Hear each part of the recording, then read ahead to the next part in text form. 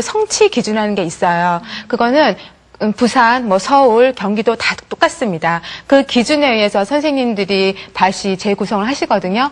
근데 그 성취 기준이라는 게 어렵거나 힘든 게 아니에요. 예를 들자면 3학년 같은 경우에는 알파벳의 음가를 인식하고 알파벳을 읽을 수 있다. 또는 영어의 소리를 인식하고 강세, 리듬, 억양 등을 식별할 수 있다. 이런 식으로 들어가요. 그리고 말하기 같은 경우에도 주변에 있는 일상적인 물건들을 영어로 말할 수 있다. 그리고 간단한 관용적 표현 같은 거, This is my mom, 이런 것들을 서로 대화로 할 수 있다. 아주 기초적인 부분을 제시하고 있어요. 그리고 읽기 같은 경우에도 알파벳 대소 문자를 식별할 수 있다. 네, 3학년 수준이 그래요. 네, 왜냐하면 우리 아이가 사교육을 받지 않을 수도 있는 거잖아요. 그 아이가 기초부터 차근차근히 배워갈 수 있게 구성을 그렇게 하고 있습니다. 그러니까 사교육을 받지 않은 아이들도 이제 크게 걱정 없이 시작을 할 수 있는 단계이긴 한데, 또 거꾸로 그러면 사교육을 받은 아이들한테는 이미 이게 너무 쉬워버려서 그 공교육 그 수업 시간에 집중을 하지 못하게 되는 그런 또 부작용도 또 있을 것 같다는 생각도 드네요. 네, 맞아요. 어떻게 좀 보면 너무 지나친 사교육의 선행학습으로 인해서 이거 내가 다 아는데 이렇게 생각할 수 있어요. 그래서 그 아이는 수업 시간에 뒤쳐져서 하지 않는다던가, 나 다 아는 건데 하고 잘난 척하고 싶은데 또 잘난 척할 수 있는 또 그런 기회는 별로 없고. 그런데 선생님들께서 어떤 분이십니까? 굉장히 트레이닝을 많이 받으셨어요. 그리고 연수도 참 요즘에 많이들 하세요. 그래서 수업이 10년 전 어떤 영어 수업이 아니라 요즘에는 정말 다 알고 오는 아이들도 수업에 같이 몰입할 수 있는 그런 수업으로 구성을 해가세요. 예를 들자면 게임. 근데 그냥 게임이 아니에요. 학습을 할 수 있는 어떤 게임. 게임을 하면서 학습이 이루어지는 게임. 그리고 활동도 굉장히 다양해요. 역할놀이도 있고요. 역할놀이, 드라마도 있고, 노래 부르기도 있고. 그러니까 이런 다양한 활동을 하면서 하니까 이미 영어를 나는 충분히 배우고 왔어 하는 아이들도 와서 그것만 하는 게 아니라 게임도 하고 놀이도 하니까 더 재밌게 수업을 또 즐길 수 있더라고요. 네. 선생님 말씀 들어보니까 선생님의 역할이 상당히 중요한 포인트라고 생각을 하는데, 네. 어떻게 보면 상당히 딜레마입니다, 교수님. 선행학습을 한 학생들에게는 어떻게 자칫 잘못하면 지루한 수업이 될 수도 있고, 선행학습이 없는 학생들 같은 경우에는 ABC도 모르는 상태에서 따라가기가 벅차고, 그러니까 이런 딜레마를 어떻게 극복을 해야 된다고 생각하십니까? 글쎄요, 제일 좋은 것은 아까 선생님 말씀하셨지만은 선생님의 역량으로 충분히 커버될 수 있는 문제라고 저는 생각은 하고 있습니다만, 또 그거는 현실적으로 봤을 때는 좀 어려운 점이 분명히 많이 있으리라고 생각을 합니다. 특히 학급의 규모가 한 30여 명 된다고 했을 때는 그 차이가 공부 잘하는 아이 못하는 차이가 아니라 스펙트럼이 1부터 30까지 다 쫙 퍼져 있을 겁니다. 그죠? 그렇기 때문에 교사의 역할이 일단 저는 가장 크다라고 생각을 하는데, 우리가 크게 관고하고 있는 것은 뭐냐면은 아무래도 대도시와 또 그렇지 않은 도시 사이에 그 지역 사이의 차이가 분명히 존재하고, 그 차이는 중요한 것은 학생의 질의 차이뿐만 아니라 교사들의 차이도 분명히 존재하고 있습니다. 예를 들어서 제가 초등 연수 같은 거를 가서 하다 보면은 한 거의 정년에 다 되신 분이 나와가지고 영어 연수를 받으십니다. 그래서 아니 선생님 왜 이렇게 연수를 받으세요? 그냥 편히 쉬시죠. 그랬더니 우리 학교는 교사가 둘 뿐이 없습니다. 이렇게 얘기를 합니다. 그러니까는 아마 지방에 있는 강원도나 이런 데는 한 선생님이 여러 학급을 맡아야 되고 또 그러다 보면은 영어를 우리 임 선생님 같이 전담하시는 교사가 없는 경우도 많이 있을 겁니다. 그렇기 때문에 사실 우리가 제가 봤을 때는 학생의 문제도 될 수 있고, 이거는 교사의 문제로서 해결해야 할 두 가지 축을 같이 우리가 고려해야 되리라고 저는 생각을 하고 있습니다. 네. 어떻게 복합적인 해결책이 필요한 시점이라고 보아지는데요. 지금 주당 영어 수업이 이제 1시간에서 2시간으로 이제 늘어났죠, 선생님? 네. 그럼 일단은 수업 양도 이제 증가를 했고, 네. 선생님의 또 업무량도 증가를 했겠고, 네. 또 학생들의 이제 학습 양도 증가를 했을 건데, 어떤 차이가 있을까요? 1시간에서 2시간으로 넘어가면서요. 개정 전에 7차 교육과정에 있을 때는 3, 4학년이 주당 1시간이었었어요.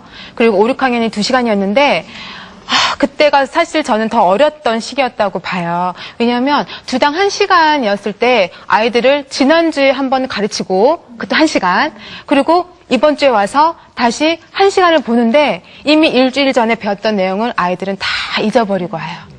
어떤 내용을 배웠는지를 처음부터 다시 복습을 시켜줘야 해요. 그렇기 때문에 좀 더 힘들었었어요. 근데 지금 작년부터 개정 교육과정이 적용되면서 3, 4학년 같은 경우에는 2시간을 저희가 보고요. 그리고 5, 6학년은 올해부터 3시간으로 늘어나거든요.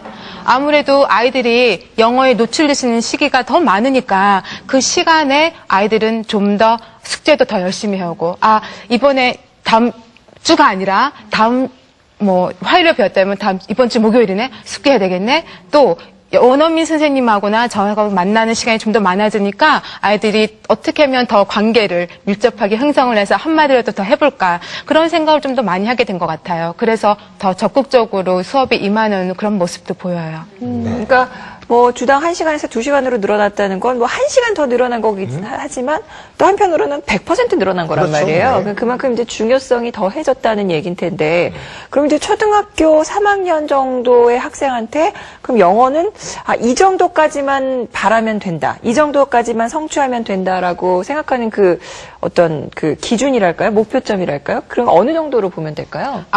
아까 말씀드렸던 국가 수준의 교육과정이 있거든요. 거기서 성취 기준을 제시하고 있어요. 네, 그 부분에 대해서 제가 그거는 교육과정에 있는 부분들이라 어떻게 제가 요약은 못하고 대표적인 몇 가지를 한번 읽어드릴게요. 4가지 영역으로 구성이 되어 있거든요. 듣기, 말하기, 읽기, 쓰기로 영역이 세분화되어 있고요. 여기서 말하는 성취 기준이라는 거는 초등학교 3학년 같은 경우에 초등학교 3학년 교육과정을 다 이수를 하면 마지막에 이 아이는 이 정도는 성취를 할 수 있다라는 기준을 제시하는 거예요.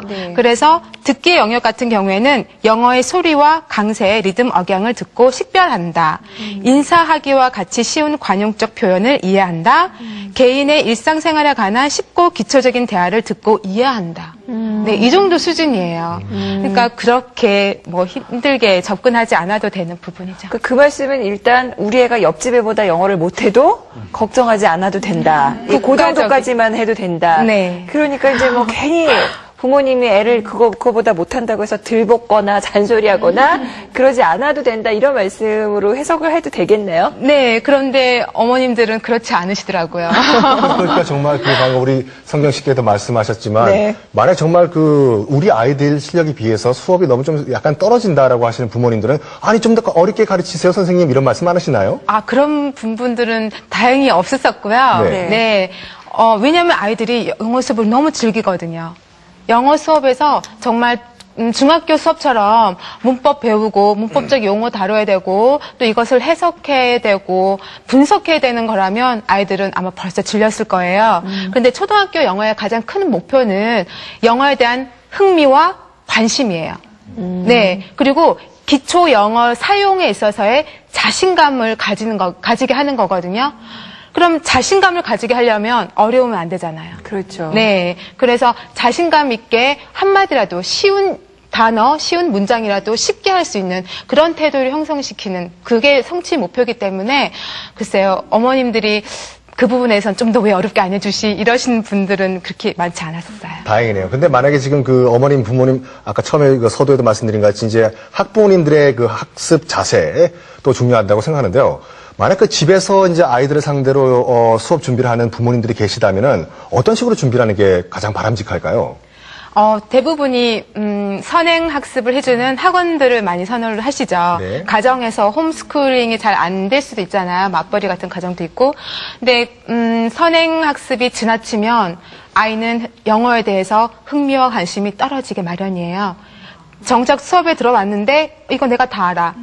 혹은 지겹게 영어를 학원에서 늦게까지 10시, 11시까지 했기 때문에 이 아이는 그 다음날 영어 수업이 더 지겨운 거예요. 네. 그러면은 제일 중요한, 초등학교 때 가져야 되는 가장 중요한 게 학습 습관이 형성되는 거거든요.